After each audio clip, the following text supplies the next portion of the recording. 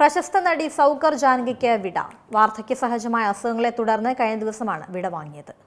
മലയാളികൾക്ക് സുപരിചിതയാണ് അന്തരിച്ച സൗകർ ജാനകി. മമ്മൂട്ടി ചിത്രമായ സൂര്യമാനസത്തിൽ പ്രധാന വേഷത്തിൽ അഭിനയിച്ചിട്ടുണ്ട്. മമ്മൂട്ടി അവതരിപ്പിച്ച പുട്ടുറുമീസ് എന്ന കഥാപാത്രത്തിന്റെ അമ്മയായാണ് ജാനകി ചിത്രത്തിലെത്തിയത്.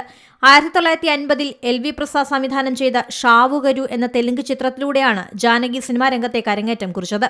52 TR സുന്ദരം സംവിധാനം ചെയ്ത വലയപതി എന്ന ചിത്രത്തിലൂടെ തമിഴിലും അരങ്ങേറി. തെലുങ്ക്, തമിഴ്, കന്നഡ, മലയാളം ഭാഷകൾ അഭിനയിച്ചിട്ടുണ്ട്. 450-ലധികം സിനിമകളിലും 300-ലധികം നാടകങ്ങളിലും അഭിനയിച്ചു. 64 പുറത്തിറങ്ങിയ സ്കൂൾ മാസ്റ്റർ എന്ന ചിത്രത്തിലൂടെയായിരുന്നു മലയാളത്തിൽ തുടക്കം. 1931 ഡിസംബർ 12 ആന്ധ്രാപ്രദേശിലെ രാജമഹേന്ദ്രവരത്തനായിരുന്നു ജനനം.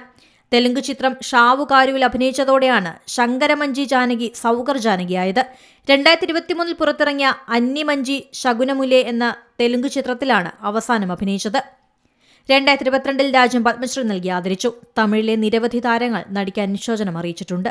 News desk Zee Malayalam news. ഏറ്റവും പുതിയ വാർത്തകളും വിശേഷങ്ങളും വിരൽത്തുമ്പിലറിയാൻ സീ മലയാളം ന്യൂസ് എല്ലാ ഡിജിറ്റൽ പ്ലാറ്റ്ഫോമുകളിലും ലഭ്യം.